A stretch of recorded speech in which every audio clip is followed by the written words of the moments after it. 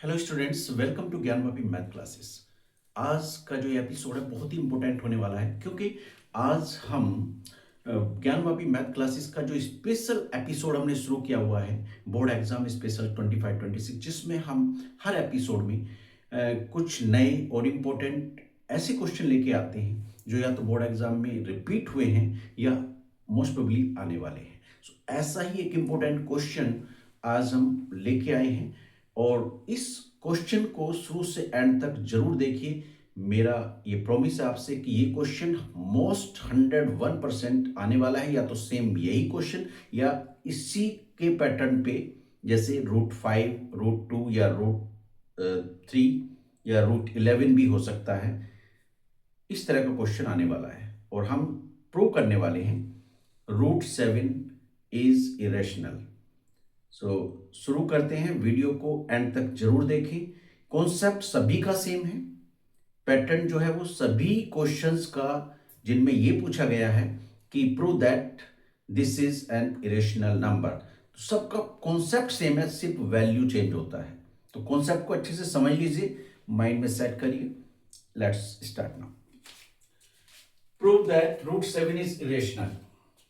सो सबसे पहले आपको समझना है कि रेशनल और इरेशनल में डिफरेंस क्या है। रेशनल होती है सर जिन्हें हम पी अपॉन क्यू की फॉर्म में लिख सकते हैं, और पी अपॉन क्यू, पी और क्यू क्या है, ये को प्राइम नंबर्स हैं।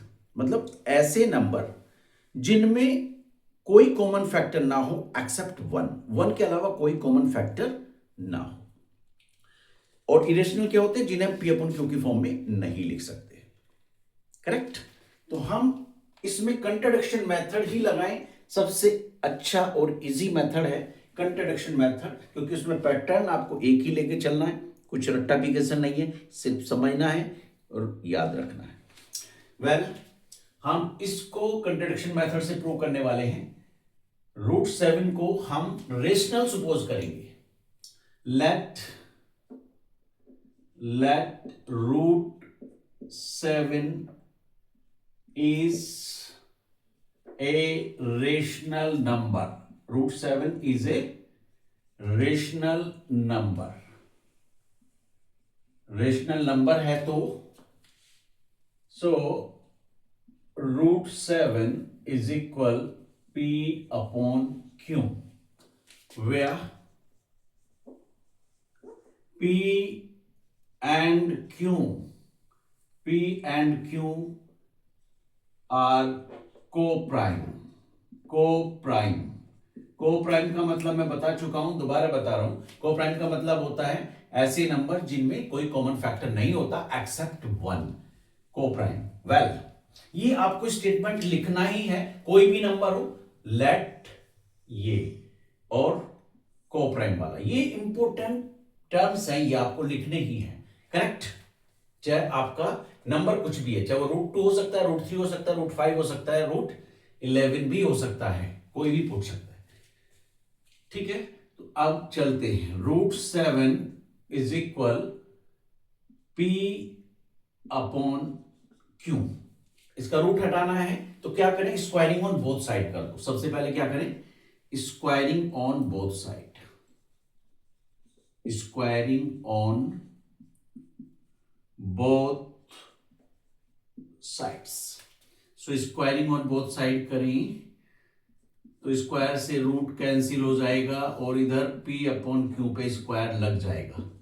स्क्वायर से रूट कैंसिल, तो मिला के हमको 7 इज इक्वल p का भी स्क्वायर हो गया ऊपर और नीचे हो गया q का स्क्वायर। अब क्या करो, क्रॉस मल्टीप्लाई कर दो, 7 का q स्क्वायर में, 1 का p स्क्वायर में, तो मिलेगा क्या, 7q square is equal p square. अब यहां थोड़ा सा समझने का जरूरत है। 7 इंटू क्यू स्क्वायर की वैल्यू किसके इक्वल है, पी स्क्वायर के। इसका मतलब क्या है, 7 पी स्क्वायर का फैक्टर है और क्यू स्क्वायर भी पी स्क्वायर का फैक्टर है, क्योंकि इनका मल्टीप्लाई करके पी स्क्वायर बना है, तो पी स्क्वायर मल्टीपल हो गया और ये दोनों फैक्टर्स हो गए। इसका मतलब ये है कि 7 is a factor of p square. So 7 is also be a factor of p। Well, मैं ये क्यों बोल रहा हूं? 7p² का फैक्टर तो 7p का भी फैक्टर होगा। जैसे देखिए 7 अगर 49 का फैक्टर है तो 7 का भी तो फैक्टर है। या ऐसे समझो 2 अगर 16 का फैक्टर है, 2 अगर 16 का फैक्टर है तो 2 4 का भी तो फैक्टर है, क्योंकि 4 का स्क्वायर क्या होता है? 16 होता है। 2 16 का भी फैक्टर है और 2 4 का भी फैक्टर है। या ऐसे समझ लो 2 4 का फैक्टर है तो 2 का भी फैक्टर है। वेल, ये बात समझ आ गई होगी आपको। इसके बाद करना क्या है आपको? अब ये समझ आ गया कि 7 जो है वो p का फैक्टर है, करेक्ट। तो हम ये भी तो लिख सकते हैं अब, late p is equal 7k या m, कोई भी वेरिएबल ले सकते हैं भाई। p अगर 7 से डिवाइड हो रहा है तो किसी और नंबर से भी तो डिवाइड हो रहा होगा। हमें नहीं पता किससे, वो नंबर क्या है, p क्या है। अगर वो 7 से डिवाइड होता है तो किसी और नंबर से भी तो डिवाइड हो रहा होगा, और वो नंबर हमने ले लिया k, करेक्ट। अगर ये 14 है तो ये 7 है तो यहां हो सकता है 2, ये 21 है यहां 7 है तो यहां हो सकता है 3 हो, करेक्ट। वेल, तो हम लिख सकते हैं इस चीज को। अब क्या करें? स्क्वायरिंग ऑन बोथ साइड कर लो। इसके बाद क्या करना आपको? स्टेप याद जरूर रखने हैं, स्क्वायरिंग ऑन बोथ साइड्स। अब दोनों साइड का कर दो स्क्वायर, तो ये हो गया p² लेफ्ट में, और इसका स्क्वायर करेंगे तो 7 का स्क्वायर क्या हो जाएगा? 49, और k का स्क्वायर करेंगे तो k²। अब यहां देखें जरा, p² की वैल्यू, यहां हमारी से इक्वेशन 1 सपोज कर लो, p² की वैल्यू कितनी है? 7k²। तो फ्रॉम, इसे इक्वेशन 2 मान लो, from equation 1 put the value of p² in equation number 2 में पुट करें, यहां पे p² के प्लेस पे। p² की वैल्यू क्या है यहाँ पे? 7q²। Have a look here. तो p² के प्लेस पे हम क्या लिखेंगे? 7q² is equal 49k²। अभी 7 से ये 1 टाइम और ये 7 टाइम डिवाइड हो गया, तो मिलेगा क्या? q² is equal 7k²। अब यहां समझिए जरा, 7 और k² का मल्टीप्लाई q² के इक्वल है। इट मींस 7 फैक्टर है q² का और k² भी फैक्टर है q² का। तो हम लिख सकते हैं 7 is a factor of q². So 7 is also a factor of q. Have a look here. 7 a factor of p and 7 is a factor of q. इसका मतलब क्या है? Hence we can say 7 is a common